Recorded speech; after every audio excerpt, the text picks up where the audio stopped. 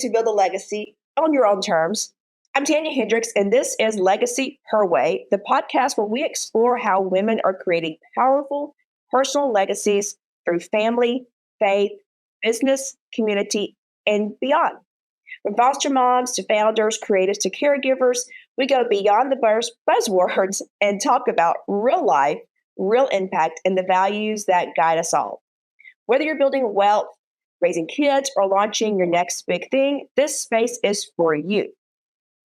This episode is sponsored by Huntsville Estate Planning Lawyer LLC, where we empower your vision and secure your future through estate planning and trademarks. So let's talk legacy. Her way, your way. Today's guest is someone who is building a powerful personal legacy.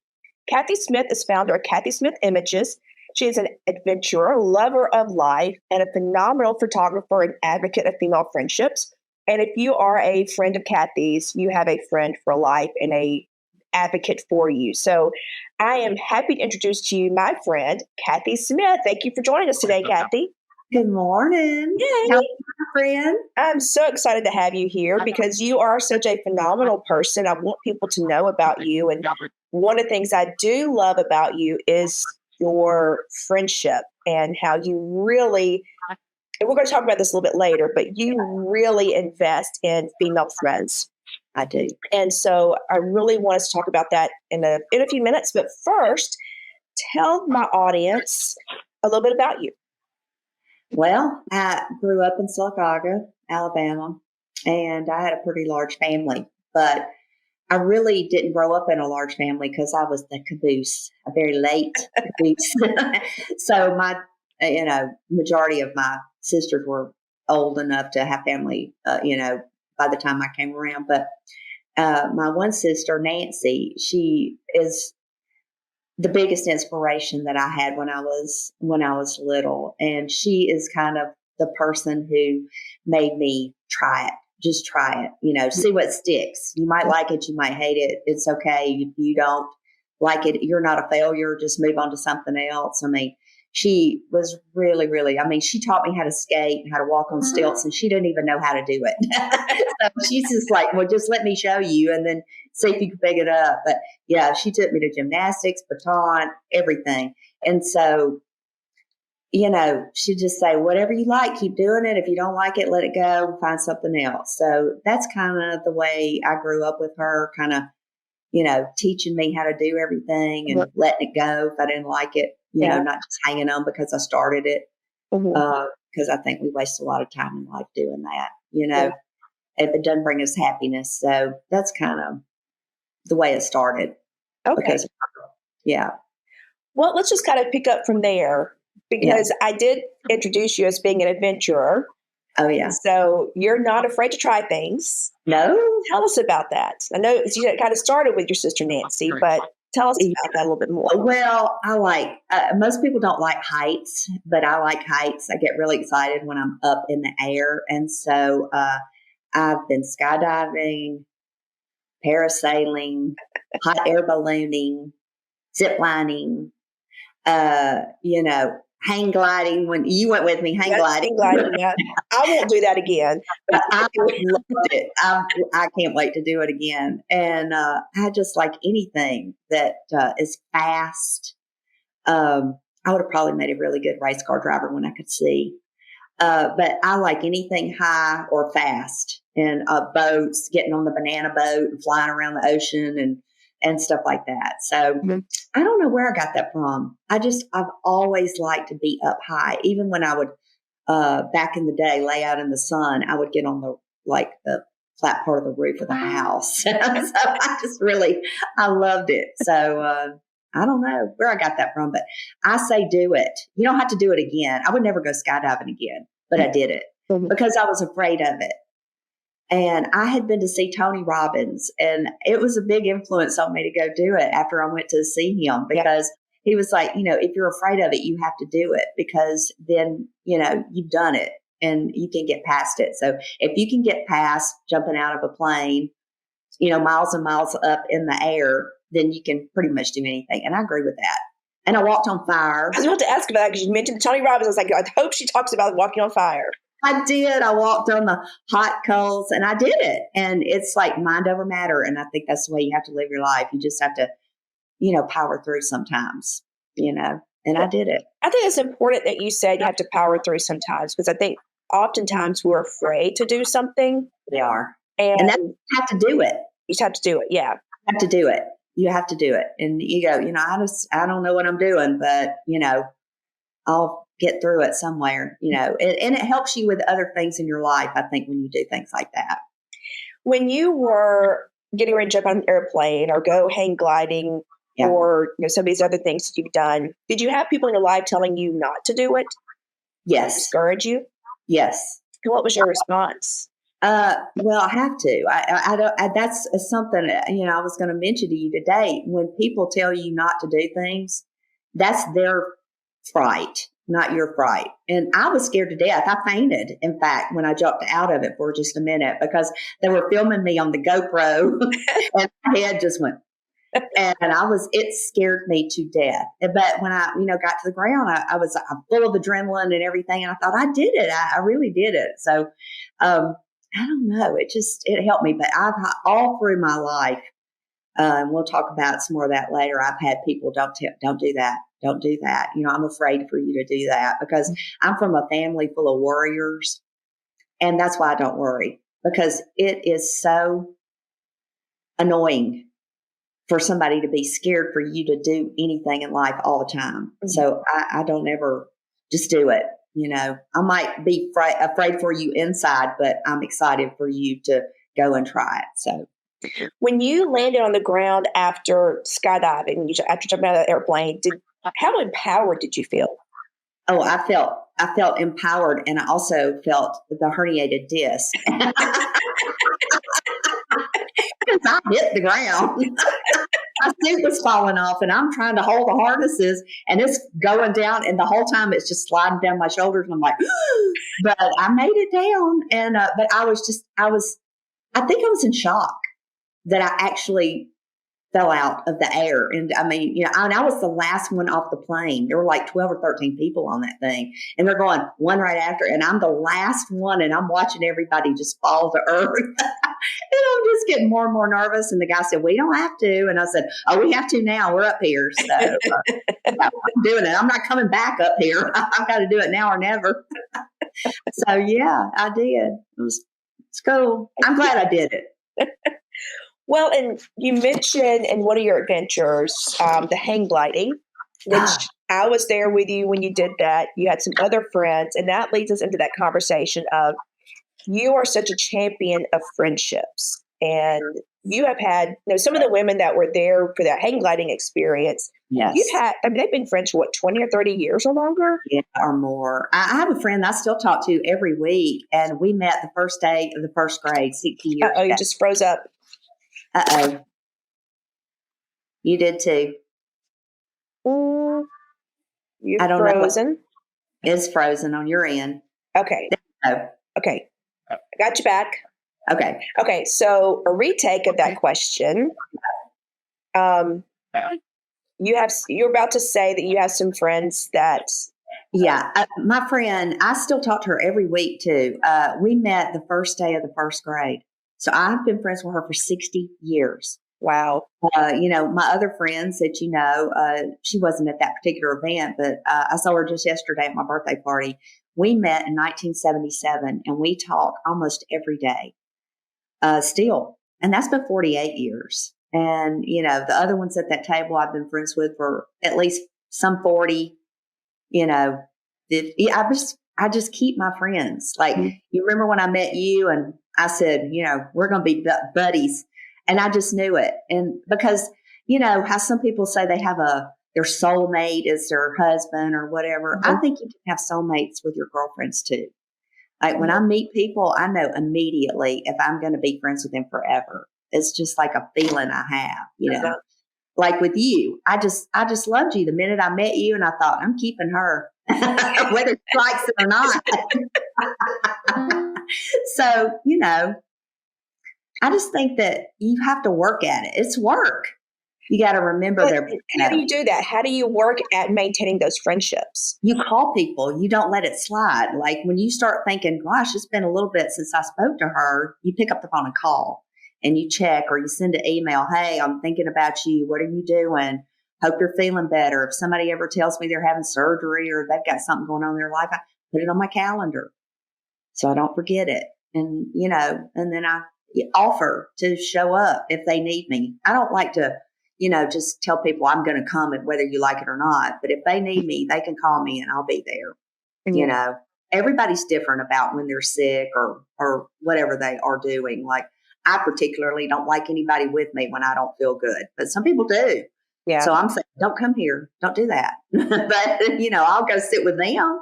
Mm-hmm. But you just have to keep up with their life, be interested in their life and want them to be successful and promote them. Mm-hmm. I found it so unbelievable that when a friend of mine and I started a little side business, she was retired and I'm not retired yet, but I was doing it with her. We didn't have but a handful of people that really supported us. So it's just shocking to me, so if whatever you've got going, I'm going to help you or promote you or find people to help you or something, and I don't think enough women do that. I don't think women, like I find at least one older lady every single day of my life and tell her she's beautiful or she looks pretty or I like her dress or her hair's pretty or something, because after a certain age, women don't hear compliments anymore. They just, it's just, you just sort of fade into the woodwork when you get of a certain age, and I always like to find those women and make them feel better about themselves because it doesn't take much to help somebody. So is that's an intentional on your part to seek someone out? Yes.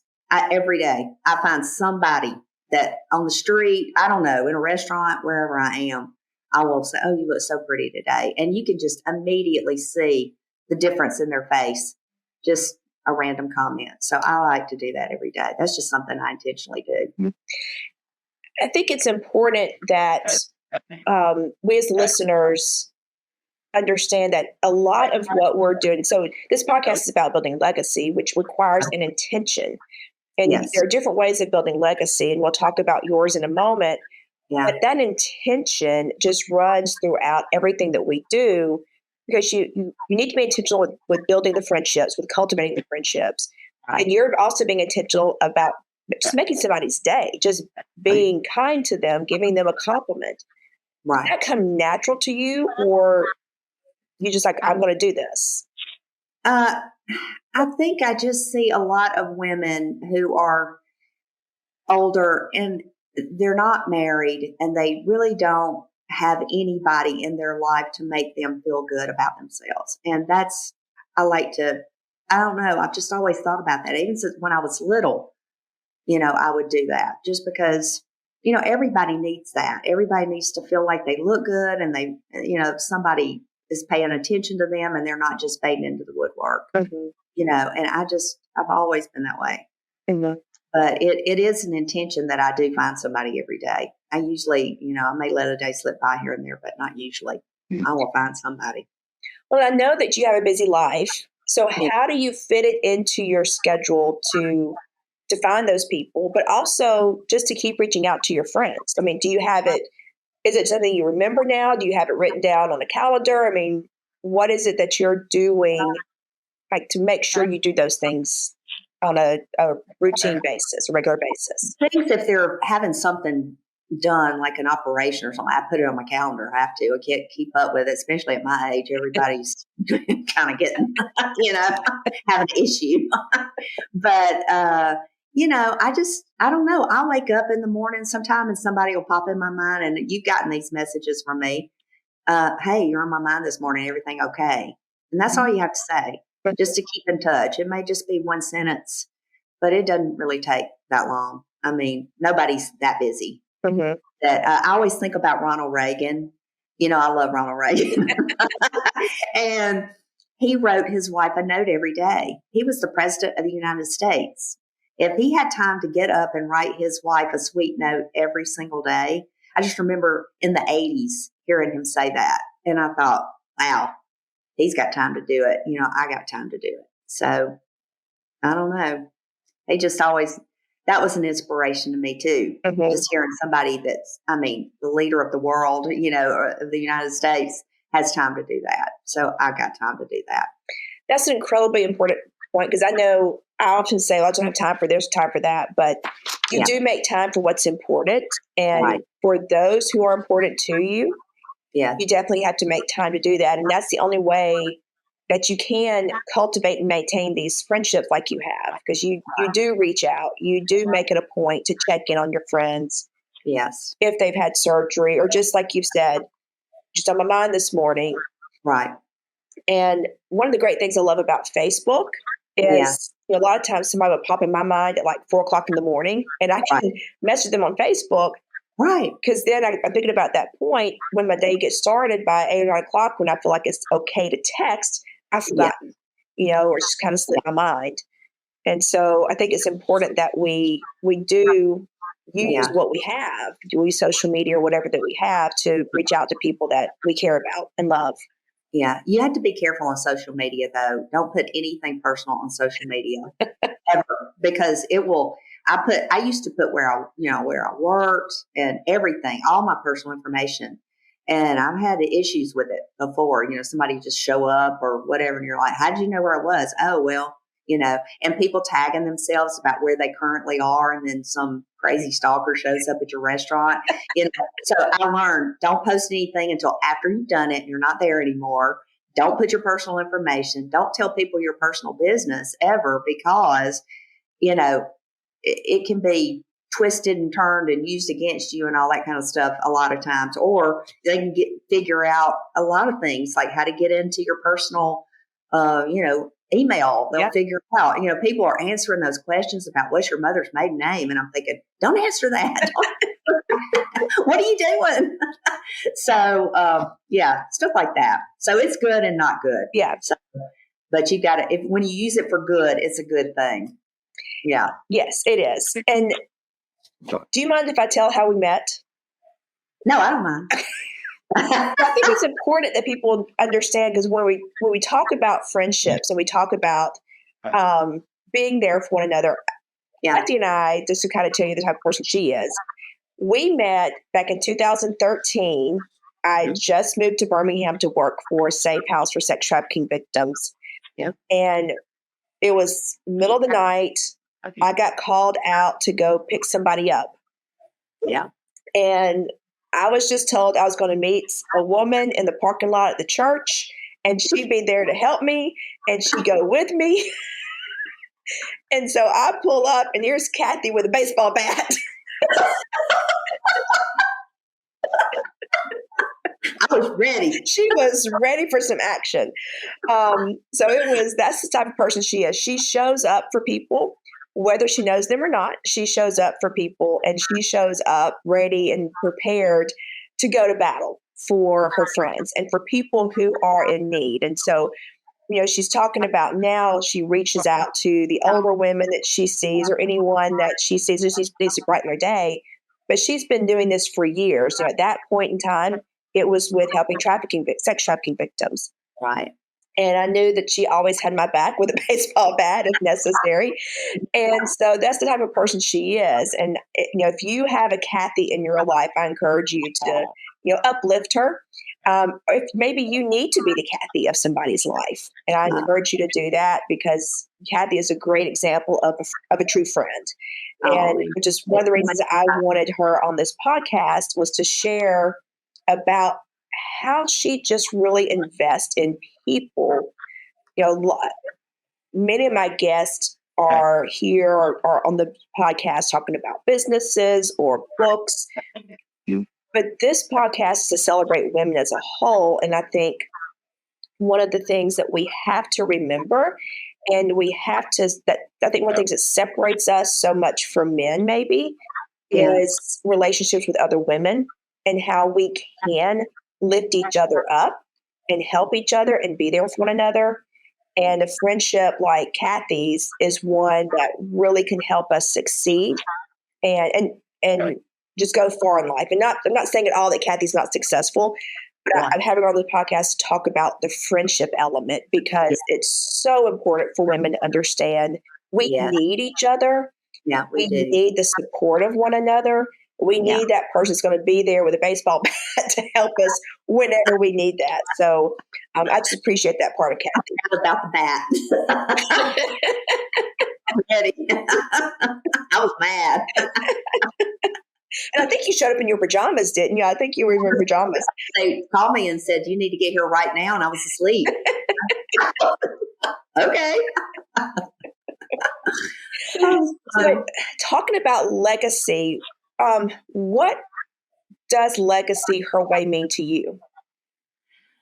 I just think legacy means exactly what legacy means, that you leave a lasting impact on somebody's life or lives, that what you've done leaves them with some tool to help them in their life.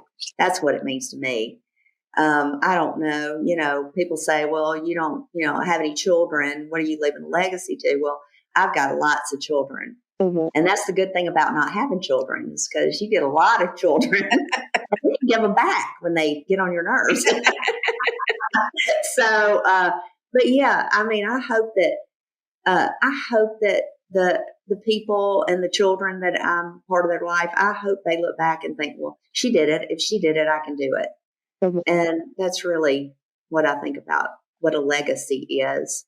I'm not going to leave somebody a large amount of money, and I don't have anything of a, solid property or whatever, but I do have a courage and adventure and things like that to leave to somebody, because I've done a lot of things I never thought I could do, a lot.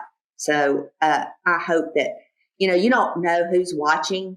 Right. And sometimes, these little children that I'm around, they will mention something to me and I'm just amazed they noticed it. You know what I mean? Like, I'm just like, they were listening. Yeah. So I hope that's what I leave. And you are. I know you are. What's something that you had to let go of in order to build that better future that you're building and that you have built? Other people's opinions. I used to care. I really did. Too much. In fact, that it stopped me, when I was very young from doing things. Mm-hmm. I got offered a job when I was 19 for the Treasury Department. I'd taken this test or whatever when I went off to college, and they offered me a job, believe it or not. And my mother was so worried about me moving to Washington that I didn't do it. And I'm thinking, why did I not do that? That was crazy. I would have had a ball. Yeah. But I used to let people talk me into things like, don't do that. That's not a good thing to do. But I don't do that anymore.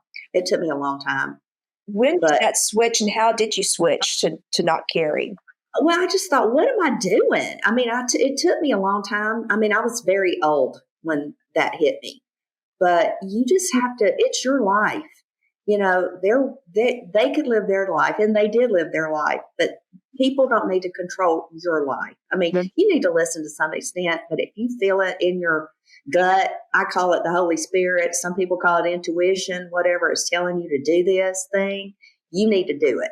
I don't care what anybody says about it. I don't care if they like it, you just go do it, and don't let them make you feel guilty about it. You just have to get that out of your head, because you need to do you. You don't need to do them again, and so that's a big, big thing for me, to learn. My friend Laura bought me a t-shirt that says no is a complete sentence, because I used to say no and then explain 10,000 ways why. Well, it's nobody's business why. It's just no. And that took me a long time, but now I just say no. Didn't I tell y'all she's full of wisdom? Yeah. Well, I want to shift gears a little bit, because you do have a full-time job. You said you haven't retired yet. You have a full-time job, but you also have a passion of photography. I do. And you're very talented. I have a piece hanging in my office, and I don't know if I can show it on the video here. I'll try. Oh, yeah. But this piece hangs in my office, and I get so many compliments on it all the time. And so I wanted you to talk a little bit about your photography and kind of why did you choose photography? How'd you land on that? I didn't really choose it. It's a funny story, actually. Some people call it bossy. I just call it leadership skills. So I was with a particular friend of mine who was always taking pictures, and I'd say, take this, stand over here, get that. Will you take this picture, whatever. So for my birthday that year, they sent me a camera and said, take your own pictures. And I was like, uh-oh. That's what I did. I started doing it, and I was liking it. And I like to take pictures of like the moon. I'm obsessed with the moon, old churches, old doors, things like that. People that don't know I'm taking their picture on the street. I like those kinds of pictures. And so I've always seen things in pictures. I just didn't know that I needed to be a photographer. Like when I would look at something and say, oh, I need to take a picture of that because it's going to look good in this or that or whatever. And so I just started doing it on my own. And gosh, I've been doing it for about 10 or 11 years now. And then after I started taking pictures, I decided I wanted to learn how to paint. So I thought, well, I'll just enhance my images.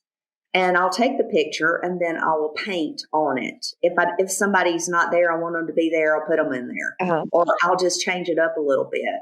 And so that's what I started doing. And I just don't know. I love trees. And I just see a tree. And then sometimes I'll go back and I'll take that same tree every season to see how things change with it, or the way it looks and all these different lights or anything. And light is everything. You got to take advantage of that when you see it. And so that's just what I've been doing. So, like for instance, this one, here's a picture I put. This little old house is out in the middle of nowhere, and it's on somebody's personal property, so I trespassed. But see that picture? It's so cute. It is. But what I did was I painted the roof red. Nice. It just makes it pop. Right. So it's on canvas, so you can do it with, I like acrylic, but you just paint like little things that you wish that it looked like or something like that. So I don't know. I don't know why I thought about that or started doing that, but I like it.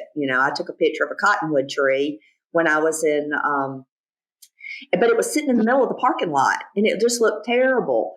And so I was at the Grand Canyon when I saw this cottonwood tree. So I painted snow. Oh, okay. Nice. So like it being a parking lot. Isn't that a beautiful tree? It is, yeah. And so it looks better with snow instead of a parking lot. Yes, it does. My imagination sees other things. So that's I do things like that because, I want to change it. I got to do everything. So, yeah, I just really, I don't know. I love it. And I see people. And also after I got that camera, I met this photographer. His name's Greg Newington, and everybody needs to look at his images. I took some classes from him, and he gave me such wisdom about things and how you get genuine pictures of people, because I love people. And he said, you don't just run and take pictures of everything. You go and you look at people and you wave to them, every day for 2 or 3 days. And then on that 4th day, when they see you, they have a genuine expression of, hey, like they recognize you, and you'll get a better picture. And it's the truth. Oh, wow. You learn all these little tricks and tips and everything from people along the way. And he really taught me to stop just taking 10,000 pictures of something and focus in on the one good picture. And so that's what I do. How has your work with photography, now that you've been doing it for about 10 or so years, has it changed your perspective on people or nature or life? Yes, it has really changed going back to what I said earlier about telling people they're pretty, you can't believe when you take a picture of somebody and they don't know it. And then you say, look at this picture, you're beautiful. And then you take another picture. Mm-hmm. And hold on. There we go. Then you take another picture of them after you tell them that. It's unbelievable, the expression. Oh. I don't know what's happening. Okay, sorry. Go ahead. You got to set this out. Yeah. You should be good. Can you? I still see something on the screen. Uh-oh.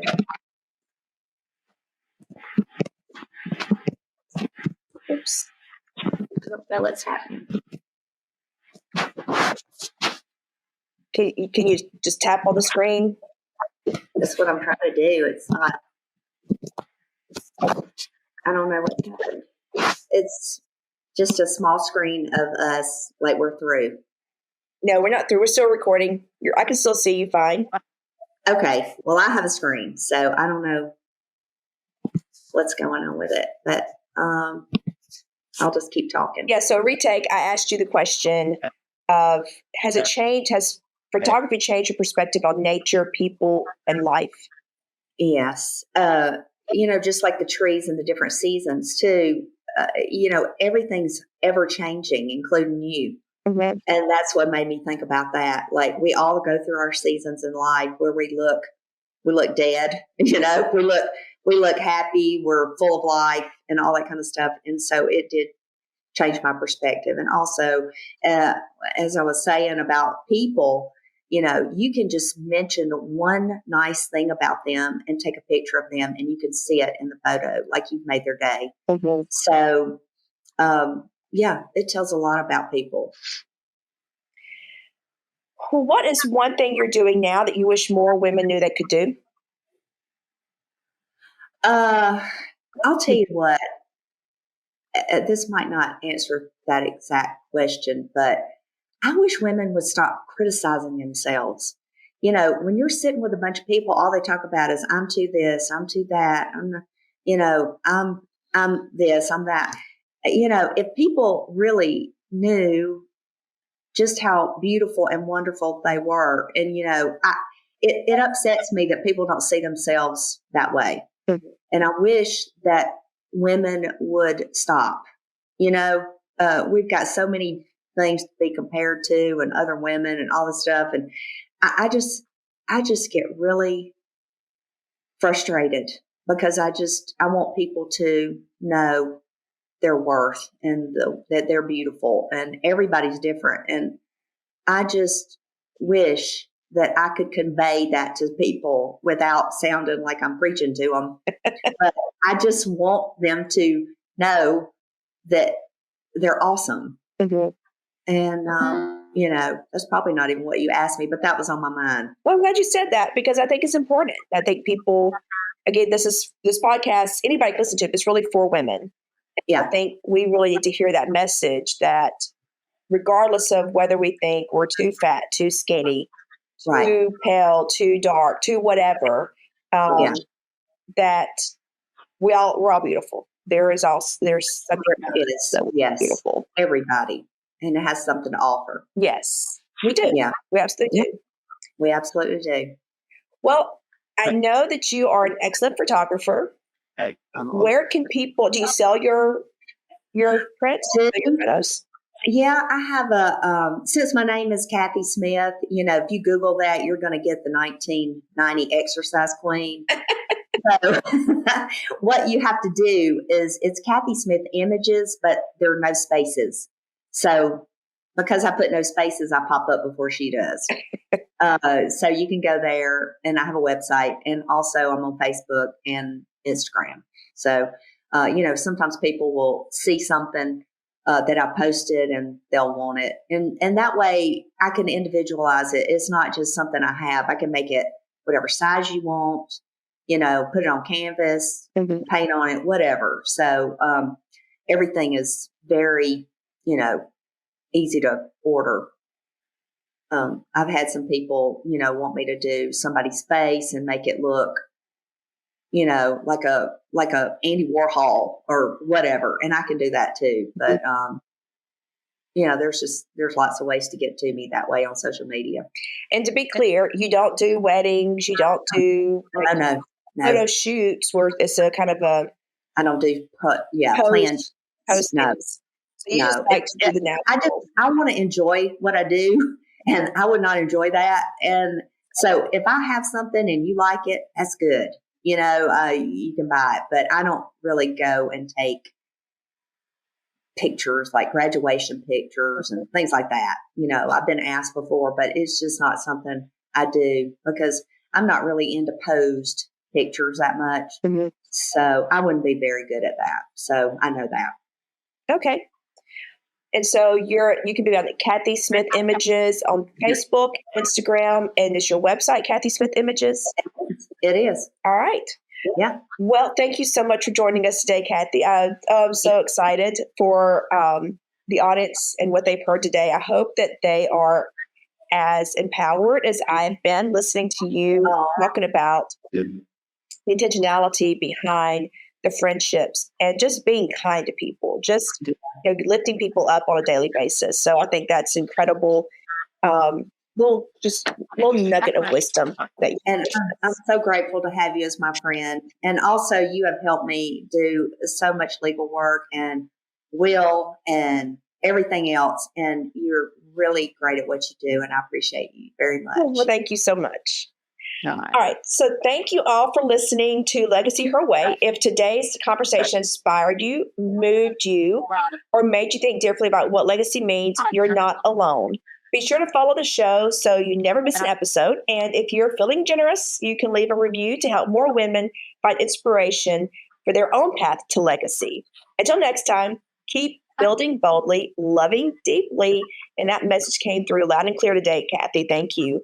And living your legacy her way. All right. Thank you all. Love you.